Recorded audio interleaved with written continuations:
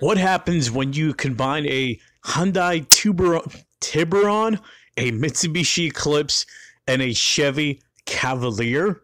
That's easy. You get the 8th gen Mercury Cougar.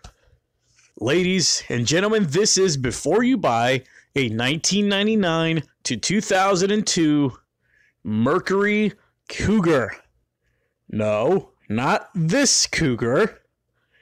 No, not this Cougar either. This Cougar. So, after all the backlash Ford received for almost making the Ford Probe the next Mustang, it seemed that all the bitching and moaning actually worked when Ford released the SN95 Mustang for the 94 to 98 model years. But little did Mustang fans know that Ford had one more trick up its sleeve. You see, Ford execs were certain people would accept the Probe. All they had to do was just kind of redesign it. But they would definitely accept the Probe as the new Mustang. You just had to show them the right way. So, in the late 98 to early 99 years, Ford had two prototypes.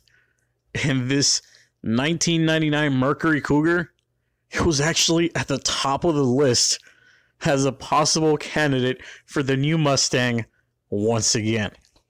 You see, the 8th gen Mercury Cougar was destined to fail from the beginning. The 99 to 2002 Mercury Cougar was just an upgraded Ford Probe. I kid you not.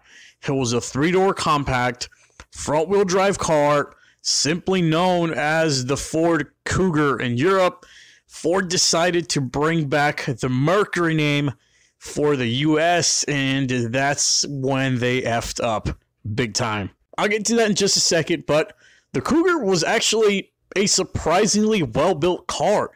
It essentially shared almost every part with the Ford Contour SVT, which means parts for these cars are incredibly cheap and easily accessible. The Cougar came with either a with either a 4 or 6 cylinder engine, although the double overhead cam 24 valve 6 cylinder Duratec engine was where the party was at, baby.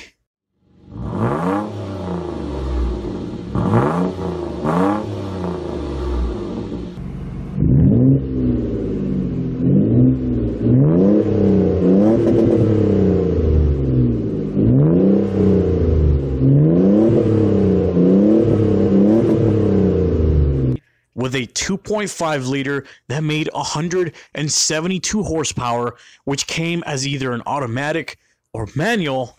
The manual versions, under the right road conditions, would achieve a top speed of 145 miles per hour. You want to know how they did this?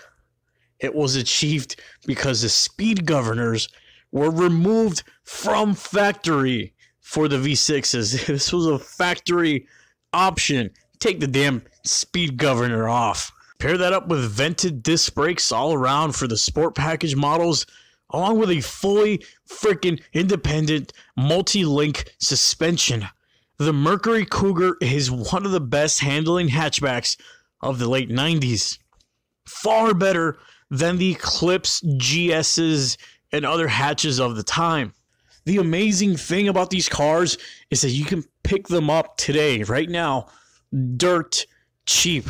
Honestly, the only thing that killed the Cougar was its own name. You see, this was a time where the Mercury Grand Marquis, or is it Grand Marquis? I say Grand Marquis, was killing it in sales. With a huge percentage of Mercury buyers at the time, mind you, they were actually between the ages of 45 and 50. That was the general kind of market for the Mercury brand at the time. It's easy to see why a 3-door hatchback was crushed under the Grand Marquis weight. Actually a shame. Aside from some gaskets and seals issues, the Cougar is a damn solid car.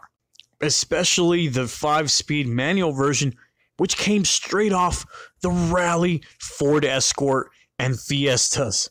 with freaking equal length drive shafts to fight torque steer. I shit you not when I say, don't sleep on a Cougar. Sleep with one. Grand Marquis, can't you see? You're just not the girl for me. I know it might be wrong, but I'm in love with Cougar's mom.